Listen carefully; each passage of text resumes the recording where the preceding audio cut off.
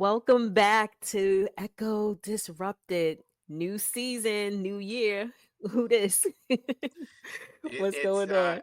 Happy New Year, everybody. Great to be able to sit down and talk about today's hot topics and maybe not so hot topics, but to be able to catch up and go over what we're seeing in today's media, some of the fun stuff and some of the not so fun stuff.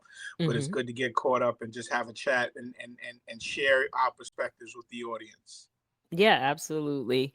So since things are moving at the speed of like 2025, What was news a half hour ago is history 20 minutes from now. literally. But yeah, just really quick for like the folks in LA that are going through this horrific fires, we definitely send our prayers. I know I hate to say that, that's the going line, but I really do, regardless of what your financial status is, to lose your home is, definitely catastrophic. Even if you're able to purchase again or do whatever, is still a loss. And for the people who lost their lives as well. Interestingly enough, my son's girlfriend actually lives in that immediate area, Oh, wow. and yeah, and her family members are some of them had to be evacuated and are essentially in her are cohabitating for the time being with her while things settle down. So her junior high school burned down, the supermarket where she shops is burned down. So for Mm. my understanding, it's about a couple of blocks away, not too far away from where she lives currently. Oh, So wow. yeah, so we're getting updates regularly. Fortunately, the winds have calmed down, Good. and there's a little bit of a glimmer of hope as that happens. But from what I understand is like a lot of the homes that burned down were, in predominantly African American neighborhoods and people with African Americans of means, right? hmm A lot of people, in pretty affluent African American areas and homes in those places have been burnt down. So it's kind of like losing a home is terrible, no matter how you slice it. But given some of the historic value, it makes it that much more worse. Yeah, definitely. And just for full context, we're filming this and recording this on Saturday, January 11th, since everything is moving so quickly. So I definitely pray everything is okay with their family as well. Real So, hopes and real hopes and real prayers, not concepts. exactly. So where you want to jump in at first? We Let's got a docket. we so I would let's start off with the Vegas Tesla truck explosion. Oh yeah. I feel like that even kind of went by the way of the dodo, considering. But yeah, I mean, the last I kind of checked in on it, they were still trying to figure out who he was. There were some reports that he was MAGA adjacent, following Trump, and everyone was trying to figure out why did he pick a Tesla in front of the Trump hotel.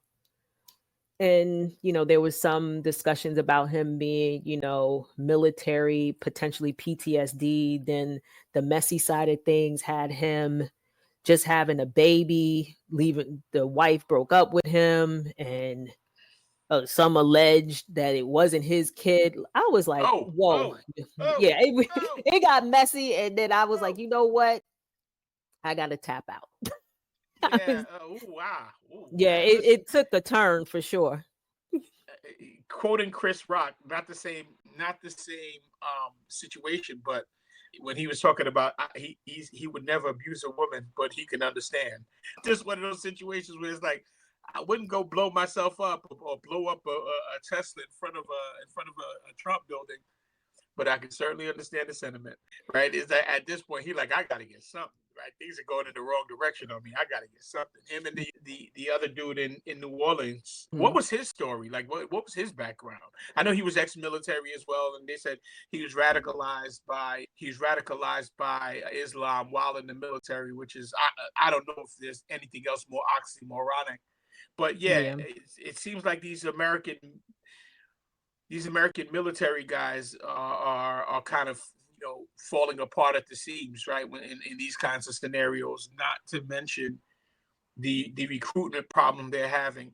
If you ask me, just looking at it high level, 10,000 feet up, it just feels like America's slowly coming apart at the seams, right? Mm-hmm.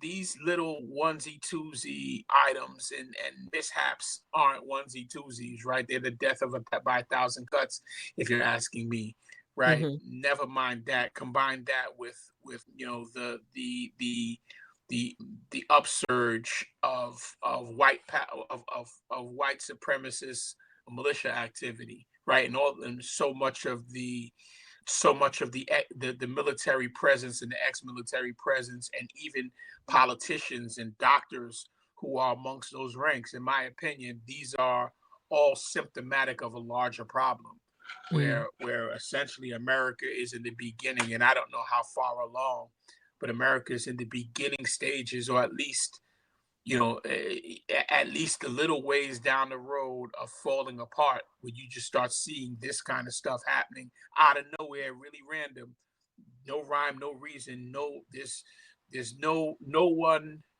sending these guys to do these things. They're doing them on their own, right? At least as far as we know. Mm-hmm. And they're starting to become a little bit more rampant. To me, it's kind of like, hey, keep your head on a swivel, pay attention, right? This Mm-hmm. isn't by no means, especially when this guy gets in the office, right? When these guys in the office, a lot of these yahoos are going to feel even more empowered, right? So yeah, we need to be diligent. We need to be paying attention. We need to be focused. I know you down there carrying, so I know it'll be a mistake for anybody trying to run up on you. Right. Uh, but Yeah, yeah, definitely. over there Yeah. too. Yeah. It's interesting because even with the New Orleans, terrorist attack, that took so many different splinter facets. And Hmm. one of the themes that it seems to be is automatically, one, you know, government to blame, DEI, Hmm. especially when it came down to the critical response lead for the FBI. They were going in on Sister Girl, talking about her nose ring, her hair, this, and that, because I think at the first press conference, the mayor did say that it was like a terrorist act. And then she, and I really need to reference her name, but the FBI critical response lead was like, well, they didn't know that it was a terrorist attack, terror related at that time. And then later on had to say, yes, it was. Woo child. The the DEI comments that Senator Kennedy, like pushing her out the way, it was just too. I think that I was so triggered by so many like little microaggressions of things that people were doing, and what is seen as yet to come type of thing. And to your Hmm. point, people being Hmm. emboldened to Hmm. be able to do these things in front of cameras, in front Hmm. of the whole world, and zero F's are given. So, not segueing into a whole other topic, but it is kind of adjacent to a lot of the dust up that happened with President Obama and 45, 47, kikiing at Jimmy Carter's funeral Hmm. service. Hmm. And, people are saying, and there's two arguments to it is, he was being civil, meaning President Obama, being civil, being cordial, understanding time and space where they Hmm. were, Hmm. versus this dude, at the DNC, you were, talking about his fantasizations of crowd size. He's, and not just in general, all of the things that were said by the DNC that, he's fascist related. This is what it is, all of the different things. And then to see the two of them over there kikiing. I'm curious to hear what your thoughts are on that. I know I kind of did a, a quick pivot, but I think all of these things start to tie together in terms of what will be the approach, how to tread, and is, from a democratic, non Republican MAGA way of how to deal with this and address,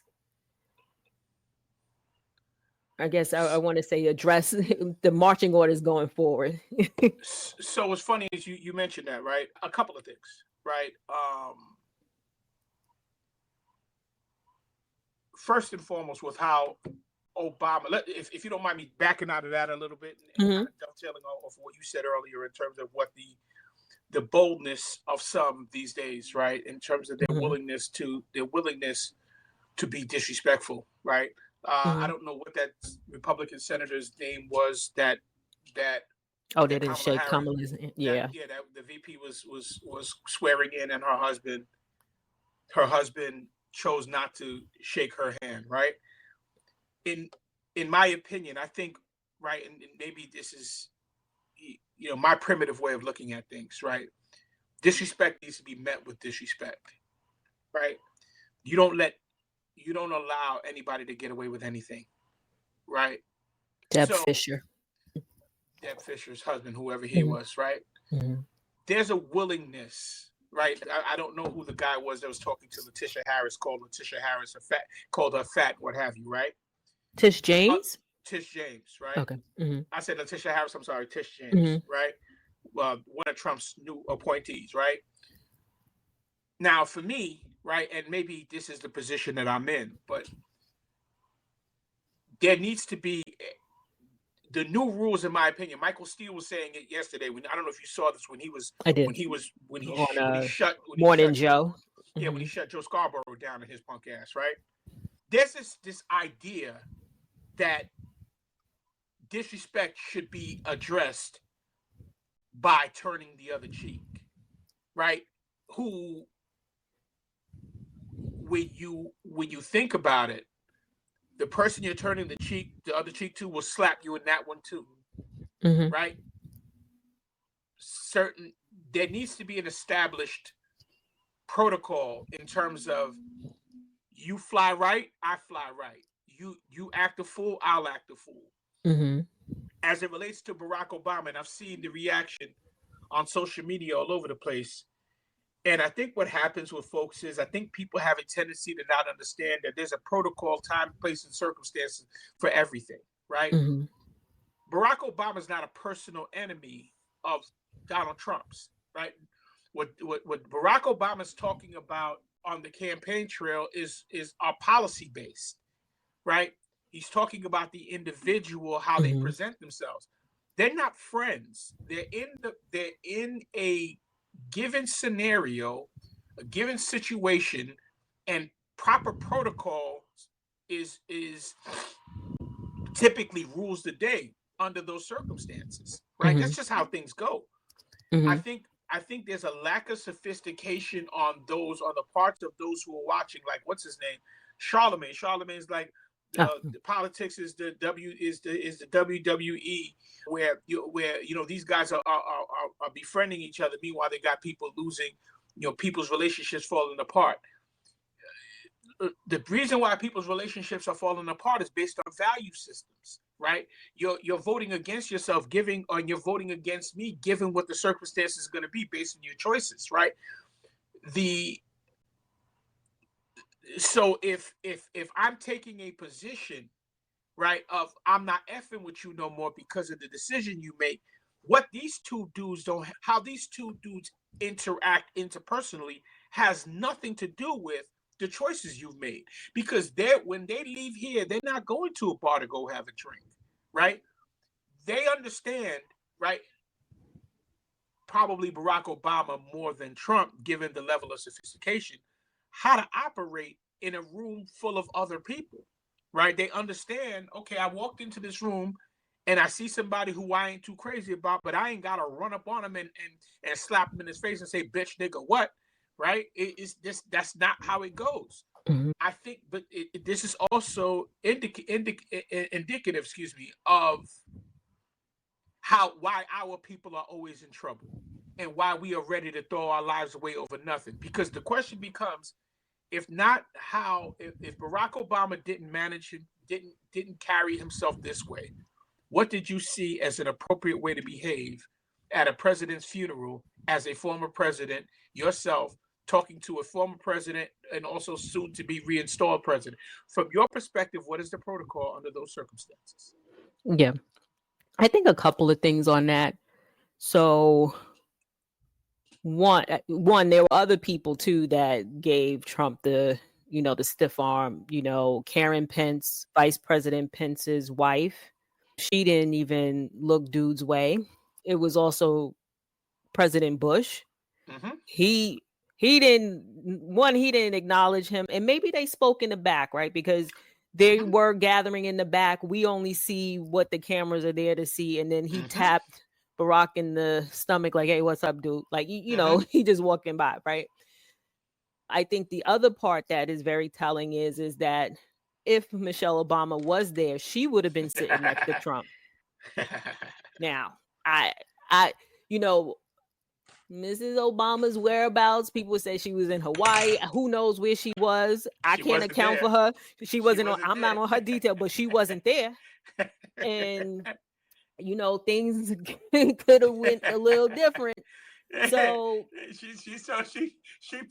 she put Melania on notice. She said, "Play with me if you feel like it. I'm not him." Right, exactly. Because it would have been like, because the wife is always to the left of the husband. So it would have been, it's Melania 45, 47, and Michelle Obama, then Barack Obama. So that's a whole other thing, because on the emotion of it, I'm not by no means a Karen Pence, advocate at all. I didn't know her first name till you just told me. Keep going. Oh yeah. But honestly, I probably would have done the same thing. You know why? Because you had a whole January 6th full of people looking for my husband, had a noose. And y'all mofos and them crazies were going to kill my husband. And who knows what residual BS happened around that time that we may not even know. Secret Service probably helped save them from some stuff. Who knows? I was like, I am not mad at her. For President Obama, I was like, I get the cordial, but the extra kiki was a little too much for me. And the reason why is because Trump takes opportunities. Now, he'll take that picture the same way he took Jill Biden's picture when they were over there at Notre Dame, and he's sitting up there. She did one turn. They took a picture, put it on and sell some smelly cologne and make it seem like she checking for him. And the optics and the craziness of it is a lot. So I say, I understand the time and place of it. The extra kikis was a little too much for me. I understand being cordial, but it don't have to be all of that. And you know who did who cracked me up too was Kamala Harris, Vice President Harris. She was not playing around. I ain't none of your friends. And that's a Libra. She is a Libra. And I know the woo-woo, but I was like, oh, I know that. She was like, she turned like, oh, wait, what? Yo, you what? I saw that hair turn and come back. And then you know who was the only person who was on the hymnal was her husband, Doug. He knew to stay straight face. Yeah. Like you driving in the city, you cutting people off. You're not looking. You just doing what you do. And he was like, I'm not even looking at her because I know it's I gotta go home with her. I gotta go home. So I had to deal with that. Yeah, so I think that there is, to your point, a way of how we have to deal and understand like these different circumstances. And I get that as politics and stuff like that. I think what gets crazy is that when politics becomes your followers or your believers doing crazy things and endangering the lives of these same people, that's where I think the turn is changed, where you could talk your stuff and everybody understands, hey, it's politics. You said that, hey, okay. But now people are taking this and using it as their personal, edict to go do harm to them because you done said X, Y, and Z. And I think that's where we're already there. But I think it's going to really grow over the next few years as well. What are your thoughts on that? No, I agree. Right. I think even as it relates to the, circling back to what you said about the optics, if you watch the entire thing, you're looking at Trump trying to engage. Mm-hmm. Trump is basically pushing the conversation, right? Yep. So the one thing, the difference between what Bush and Clinton and all the other ones, no one was sitting next to him, right? Barack is sitting next to him, right? Mm-hmm. Barack Obama sitting next to him, right? So there's going to be one or two ways that this is going to go. I'm either going to ignore you hard, which is going to probably turn into something else, Mm-hmm. or I'm going to I'm going to act according to the position that I'm in, right? Because but then think about it. Let's get a little bit more micro. Mm-hmm. How many people, when we were still going into the office, how many people did we work with that we had to sit right next to day to day that we just didn't like? Did we say, yo, say something crazy again, see what happens, right? No matter how many times we wanted to, right? Mm-hmm. That's not the that is not the posture that we took because of the potential implications, right? When we are, I think again, the emotions are still raw. Mm-hmm.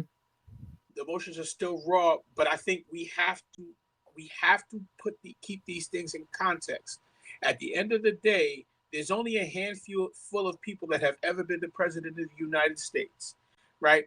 That is a fraternity, right? A fraternity of a few. That also, there's a level of exclusivity that these guys are part of a club that nobody else is part of. So there's going to be conversations and engagements that to the naked eye seem completely out of bounds or off the wall, but the reality is this is protocol in this space, right? Despite whatever differences we may have. Remember how Barack Obama was going off on Bush when he was coming, right? His level of incompetence. American politics is dirty. Mm-hmm. So this is never personal. I think this is the largest thing to me, right? Where we sometimes get it messed up. Despite how personal the electorate gets, it ain't personal for these dudes, Mm-hmm. right? This is business for these dudes. To get to this Mm-hmm. point, you really understand. Outside of Trump, everybody knows how to operate in these spaces, right? Everybody Mm-hmm. understands. Listen, when we take the gloves off when it's time to get to it, but listen, at the end of the day, you win, I lose, we shake hands and we push forward, right? Trump's the only one that's ever messed that up. Mm-hmm. So the going back and forth, when I looked at it, right? When I looked at the conversation between the two, I'm like, Trump is so happy to be sitting next to Barack Obama and being able to converse with with someone of Barack Obama's stature, right? Mm-hmm. Barack Obama.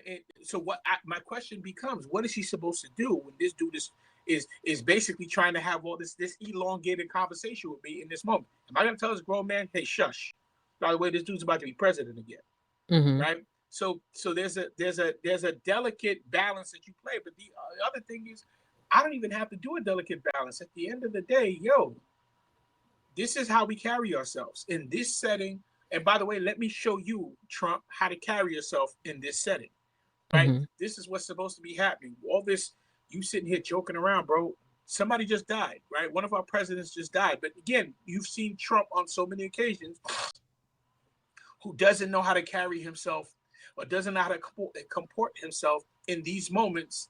And the interesting part is how everybody reacts to the person he's engaging with versus him not understanding how to play, what role to Mm-hmm. play in these circumstances. Yeah, I think that's a fair assessment. I just think that when it comes to optics and what it looks like and what gets translated down, and that's what we're all kind of living through now, is Mm-hmm. there's a section of people, how many ever million, 74. I know that they were still doing something with the election numbers, but there was still, and it's not indicative of all 300 some odd million people that are in the US, but he still has like that 75 or whatever million people that voted for him, right? And who Mm-hmm. follow his I don't whatever his MAGA MAGA agenda is. And because of that, they manage with the help of Elon Musk. Now, what is a little Golden Girl dude for Facebook. Oh, what's his name? Zuckerberg. Zuckerberg, Bezos, all of these Bezos. rich folks that now have the means and they do control a lot of the media. So, however everybody feels about Twitter X, it's still a place to get some news. You have to filter like crazy, but at least, they're still there. Facebook, also, I'm not on there like that, but people, live on there. And then you also have Zuckerberg. I mean, you have Bezos, who has the Washington Post. They're slowly but surely, and even we can get into Murdoch and all that crew with the Fox and Post and all those other vehicles, but they slowly are also controlling the major news outlets Yep. and what gets filtered down to the majority of people. I noticed this talk about independent media and what that means and who it is and all that stuff. But at the end of the day, if somebody's used to turning on channel 2 or channel 5, and that's what they rock with all day, if even still have TV channels, then they are going to watch and tune into that stuff. So I think it becomes real crucial in the sense of understanding that it's also what the blowback or what it also can be read as, because you can see it as, okay, looking at it how everyone is looking at it, how President Obama reacted, but also their spin of it is that he was kissing the ring, and that all of that kikiing and talking to Trump from their perspective is that he's falling in line because he knows what's up, and not looking at they're in this elite club of whoever the hell is still alive. Doesn't matter who ran the country, doesn't matter. It's now. And I think that irrational thought come into it with rational analysis sometimes is going to be the thing that we have to grapple with I going totally forward. agree with you. I totally agree with you, right? It's that level of nuance Yeah, good word. is slowly dying, right? Mm-hmm. The comprehensive understanding of the circumstances that you're viewing and being able to make an assessment and saying, okay, yeah, I know this looks crazy, but right, this is kind of what it is, right? It's Mm-hmm. there's a be, because of, let's just call it, the stupefying of America, right? The dumbing down of America. People are unable to just look at a set of circumstances, just making a judgment based simply on objective truth, right? Mm-hmm. Everything is, hey, this is about how it impacts me, Mm-hmm. right? And look, emotions are still raw based on the election, right? So we're 2 months out, right? So being fair, people are still kind of feeling it. This confluence of all these different things happening, like Jimmy, Carter dying, right? I don't know. Right? I think he figured that out. He like, I'm out of here. I'm out of here. I'm Imagine if he passed during anyway. I'm done with the. He's like, I'm done with the nonsense. But yeah, it's honestly, I think we're in a new era. You just mentioned in terms of Zuckerberg saying, "Hey, we're not going to fact check." Elon saying, "We ain't going to fact check." We are now going to, and what's his name, Bezos, already taking his positions with the Washington Post, right? At this point, information is currency. Content is power, right? These guys are going to control what you're hearing, right? Mm-hmm. So literally, they're going to be peeing on your leg and telling you it's raining, and then they will have the news resources, they'll have the outlets to confirm, nah, that is not pee on your leg. That is literally rain. It's like, it's sunny out here, and this dude is standing out here with his tool, and and he's peeing on my leg. Mm-hmm. We told you it ain't pee. Right. This is where we're going, right? So think about all the moves that have been made just in this time, right? In this moment, since the election, right? What is shaping up to be, right? The all the cuts that are going to be made, all these different agreements that are now being cast aside. Now unions, everybody's quaking in their boots, right? With all the potential impact it's going to have on that. This dude talking about he's gonna take over Greenland. He's gonna take over the Gulf of Mexico, right? All these or he's gonna take over Panama. All these different little things, right? Your norms have changed already. You just don't know it, right? Mm-hmm. Or you're just ignoring it. Mm-hmm. Yesterday's gone, right? The serious, no nonsense era of presidential politics, news organizations is gone, right? Mm-hmm. We've got all these different outlets that are now essentially calling themselves the news, right? So at this point, like Joe and Mika are fighting for their lives, right? All these, we've heard that they asked Joy Ann Reid to take a pay cut. They asked what's the lady's name, the biggest star on MSNBC, Maddow. Maddow, right? They've asked Rachel Maddow to take a pay cut, right? So the writing is on the walls, right? So, yeah, I said Joy Reid and the other Reid is on YouTube. No, but they've been. What's her name? Jackie Reid. I know they've been there. I know, but Yeah. I know, I seen it, but now it's starting to kick up, meaning like the frequency of it and stuff. So Yeah, sure. She's smart. She sees the writing on the wall, right? So mm-hmm, she's built mm-hmm, enough of a brand for herself, right? mm-hmm. So that, okay, should the bottom fall out of this, I won't have to go drive an Uber, Mm. right? So it's That's interesting. You say that. That's Susan Powder is driving Uber. Yeah. that Sorry. is that the The lady workout from lady? back in the day. Yeah. Yeah. I Yeah. saw that. I saw that the other day. Poor her. I mean, she's making a living.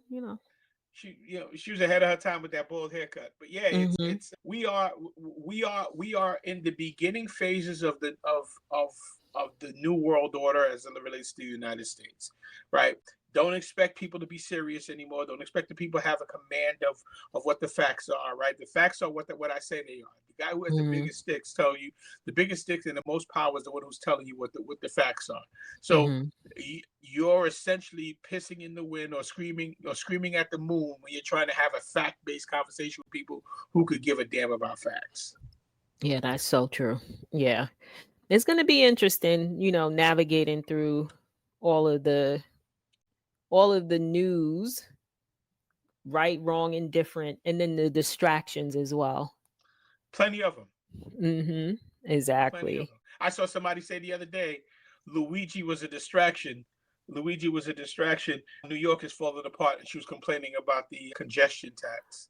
Lauren. I don't know who it was. I don't know if it Oh, was. I don't know if the person was a name. I just saw it. okay. I passed by it. I think on YouTube, and Mm-hmm. they said, "Oh, Luigi was a distraction." They just wanted to be able to start charging New Yorkers because all of the MTA, the bridge crossings, all the prices went up. The Metro card prices went up. Everything's going up, and they're like, okay, well, I guess they view this as a personal attack. Luigi wasn't a distraction. That didn't have nothing to do with anything, girlfriend. Yeah, that's been going. They've The been prices talking are going about this. up. Yeah, The yeah. prices going up regardless whether Luigi came in here, pop that dude or not. Right. Exactly. Yeah, it's interesting how a lot of conspiracy and different things can Mm-hmm. kind of smolder Mm-hmm. around like these big news Mm-hmm. topics. And even with the LA fires, there's been so much stuff happening. Even that I had to, again, tap in, see what's going on, and tap back out. They had from Karen Bass getting off the plane from Ghana, taking her through the ringer on that, to whether or not there was a budget cut. Educate me if you don't mind. Educate me on the Karen Bass situation.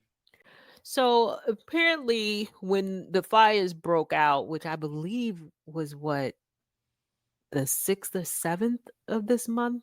I feel like the days are all a blur. But long story short, when it happened, she was in Ghana.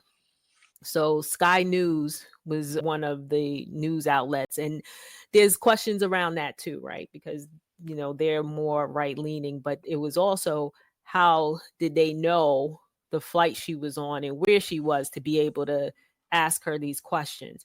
So she didn't answer. And, it was kind of like, hey, what are you doing in Ghana while, the place is on fire?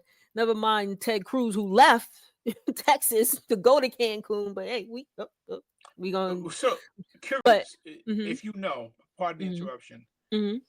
Did she leave while the fires were happening, or No, did they they start while she was they out there? happened while she was out there.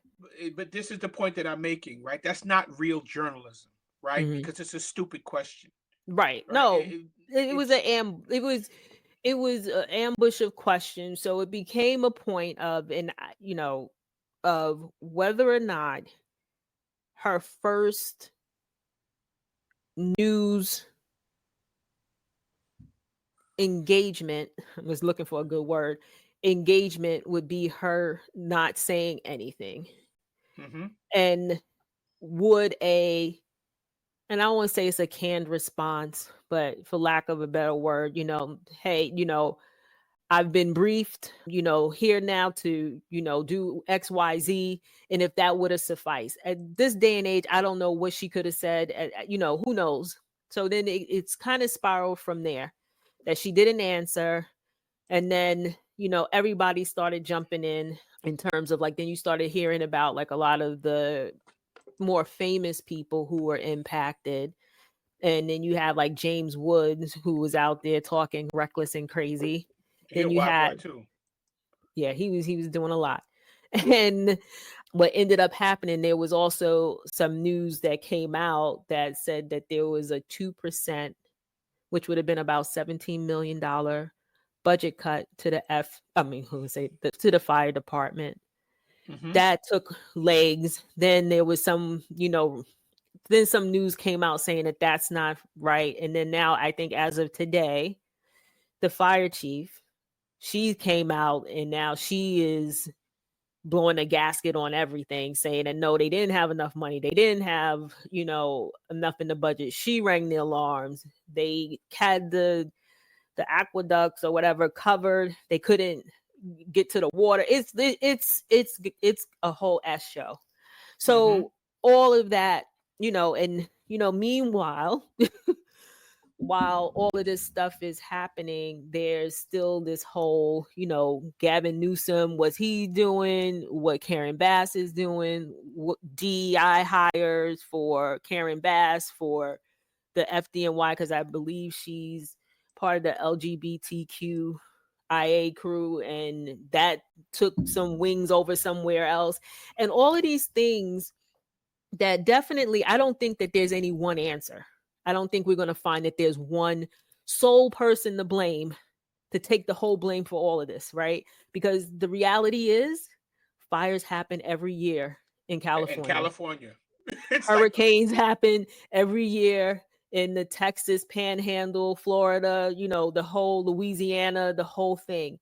So it's a whole discussion of who believes that there is true climate change, because they just had like the last year, it rained like crazy. That caused all of this brush and all of these, it caused the vegetation, so to speak, to grow. So hmm then that leaves you with a dry summer now and these winds kicking up, right? So there's definitely a lot to it, a big onion to unpeel. And there isn't one sole person, the insurance, if anything, people should have followed the insurance companies, because they pulled out on folks months ago. And they like, we not even trying to hear about this. hmm So to me, I think the whole idea of throwing these other things out there, DEI, or, they didn't do this, why do you have the aqueducts covered now for maintenance? I honestly, I'm by no means somebody that's in the know, but just observing and hearing the different things that are coming out here, there's a lot of blame put in the wrong places, and not enough of trying to solution to get to how to deal Agreed. with this particular situation. And that Agreed. includes some of the folks that are impacted as well. And I'm speaking specifically about James Woods, because he went off. And then come to find out, his house isn't isn't even impacted at all. And not to say, good on you, but it's just this whole outrage and the way people kind of, the emotions of the time and misplaced anger, and not looking at how can we try to really get ahead of this now that this situation is crazy. And then come to find out they're capturing arsonists. Niecy Nash was saying that they saw an arsonist in her area.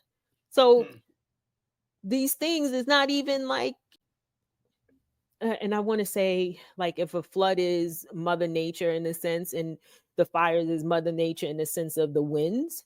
But if you got somebody sitting up there starting shit, you know what I'm saying? Like, what's happening? So that's more to come on that, because that's still unraveling. But I just think that we're going in a direction where we're not solutioning for shit. We just pointing the finger, and unfortunately, it could be dangerous when you do that, right? In this day and time, sensationalism is the new wave, right? So forget about common sense, right? Forget about the logic, right? And any critically thought out positions on this.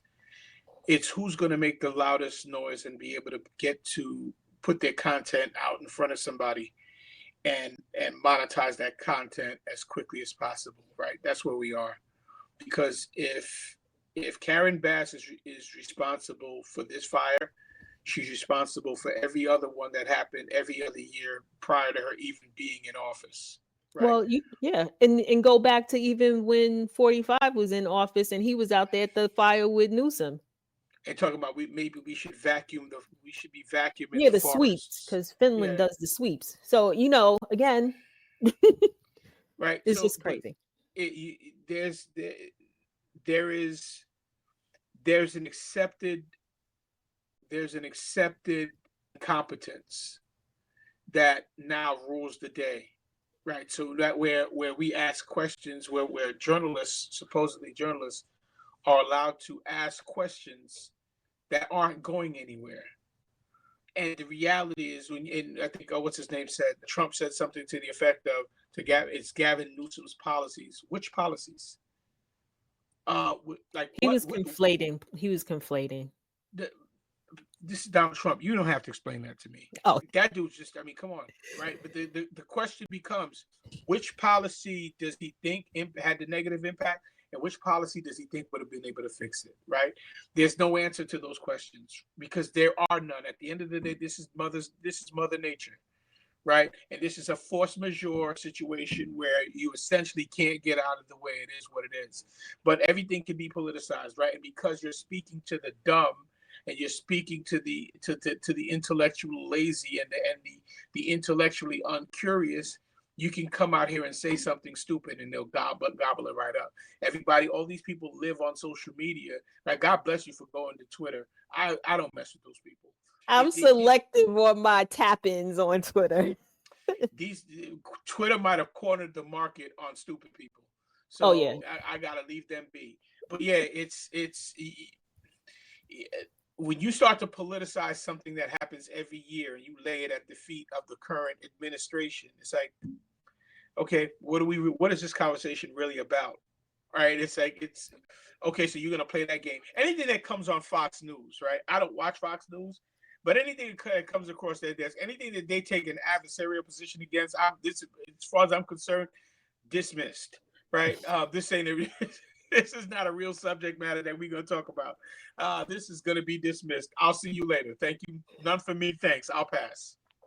Yeah, I think one of the things that's interesting, and I think I really started seeing it post-election, and even with the Luigi Mangione, and now I'm seeing it with the fires as well, is there's like an interesting sentiment of, for the fires, those folks are rich, they got money, they be all right. And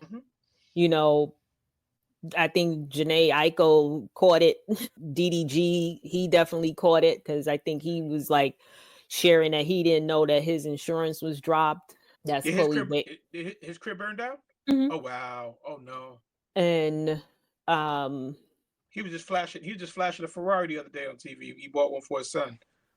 Wow. oh, right, Yeah. right, right. Yeah, I did catch a glimpse of that. I think it, and it's kind of like this whole, even though Luigi comes from money, so I didn't really catch all of that, but the sentiment was against healthcare. I mean, and well, really insurance first. And I guess I'm still navigating that whole process, right? Of where is this going to go, right? Because I think it stems from the egg prices. Everybody uses the infamous eggs, and they still high, whatever the case is, and the inability to stay above water, for the majority of the US. And this whole talk of a middle class, which I'm still unclear on who is the middle class in that sense and what it truly gets defined as. And why one of the things I think maybe why it didn't hit as hard with Kamala's campaign possibly is that folks didn't even feel like they were even part of that middle class that was supposed to be able to benefit from some of the plans that she had, put out there. So all that to say, I'm just curious as to where all of this is going to end up, right? Because if it's from a historical lesson, at some point the masses do revolt, That's where you this know, is going. Don't lie to right. yourself. That's where this is gonna land. Yeah, right. So in a sense of like, what does that look like when it's tinged with, these racial elements to it as well, right? Because I think we all can not afford to pay, bills and things being high, groceries being high. But then it seems like there's another slice of that as well that starts to happen in from a racial perspective. And that's the other piece that I'm just like, I don't know what your thoughts are on it. I'm still developing thoughts on it. I will tell you. I think that's exactly where where we're on our way to. We're on our way to a revolution, right? Because now the problem is what's it going to look like? It ain't going to be black people revolt. It's going to be white people, right? The people And who they put are the themselves, majority. but they're the ones who put themselves in this position, though, right? Hmm. So the same people that are crying about their angst towards millionaires, their angst towards millionaires and billionaires are the same people who voted for billionaires to start running the country, Hmm. right? So it's again going back to what we were saying earlier in terms of the stupefying and the dumbification of America because of the because of how low information low info low information and curated information has infiltrated the American psyche. People are openly contradicting themselves, right? So you don't even know who you're mad at, right? There was a lady saying the other day, I saw this, it was an article or something that I read where she was like finding out what the cuts Trump plans on making. And she says, well, I hope he remembers that poor people, the majority of poor people helped him get elected. And I hope he doesn't I hope he doesn't, follow through with these plans because they would hurt us. And it's like again, just look at Trump's track record. Like what give you any indication that Trump cares anything about poor people at all? So there's this delusional rose-colored glasses that America collectively looks at the country through that will at some point or another start to get cloudy, and then all of a sudden they have a glass of reality. How far off we are, don't know, but you know that is without a doubt. And there was a gentleman, I was looking him up, and I forgot what his name is. He was essentially saying that we are now getting to the point where people are going to want to, they're rebelling against the rich, right? They're rebelling against a kleptocracy, right? Luigi was just one symptom of it, right? There will likely be more. And from Who was that? Galloway? there you go. Yeah. Scott Galloway? Hmm. Yeah, smart dude. But yeah, it's we are now at a point where that is starting to pick up some pace. Right? Those things are starting to pick up some pace. And I wouldn't be shocked a year in, 2 years. Yeah, a year is going to be a little early. Maybe this guy's he's gonna put some executive orders in to kind of speed the process up. But yeah, I would venture to say we're gonna start to see some things pick up a little bit, without a doubt. But I think the one concern I have is I think it's going to happen amongst the masses versus versus where the actual power is actually amassed, right? People are going to start killing each other versus looking at the actual guys who are creating the circumstances. I think creating the circumstances they're complaining about. I think the Charlemagnes of the world don't help, right? These are complicated matters that people really oversimplify, and because they're oversimplifying them, they're doing more harm than good. Right? It's not as simple as you make it out to be. Right? Going back to what he said about the politics is like the WWE. That sounds like somebody who's just now wrapping their arms around politics. Because if you've had a comprehensive understanding of it, this stuff wouldn't be that big of a deal for you. Hmm. Right? Again, if you've ever seen opposing politicians, like let's just use people who are in Congress now. Up until the Marjorie Taylor Greenes and those other Bigfoots showed up, right? These people are on opposite sides of, Bolbert. huh? Yeah. Bolbert. Again, right? Those other miscreants and cretins, right?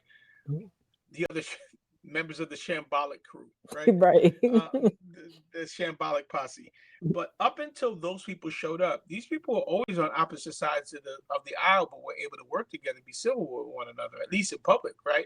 It's this new batch, the Tea Party crew, right? The Tea Party / MAGA guys that are essentially the guys who throw some stink in the game. Now, what's her name? Nina Turner. I don't know what's up with Shorty. Right, I don't know where I don't know what her long-term objective is, but because now all of a sudden she's throwing her hat in the fray and decided, okay, she wants to be rude too. But that wasn't politics before, right? This is fairly new, but at the same time, I think when she last ran and they kind of like well, she would have been in office to be primary, but when they ran the other lady, gosh, they kind of did like a Jamal Bowman type of thing out there with her. Her name will come to me in a minute, who won. And I think that's where she probably was like, she had it, because I think during that time she was even on TYT and had her own little show. And I think probably, I think she was a symptom, or well, she got the reality check that all this social media stuff, everybody's like Twitter thumbs and doing all that stuff and all that hot talk, and they gonna support and they gonna do. But the reality is that these just say if it's TYT and they have how many ever millions of subscribers and how many ever views they get, that doesn't mean that that's in your district, in your place where they're gonna vote for you. There you go. That could be somebody in California, New York, Israel, wherever they are across the whole country. And if they have access to see that, they can chime in and throw up some comments. You can be a bot and all the bots, and don't get me into the whole black AI comments and responses.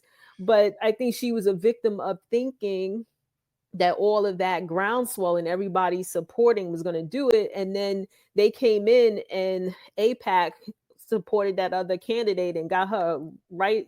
She wasn't in office, but got her right up and checked her. And I think ever since then, I think that's when things really went right. Not left, but right.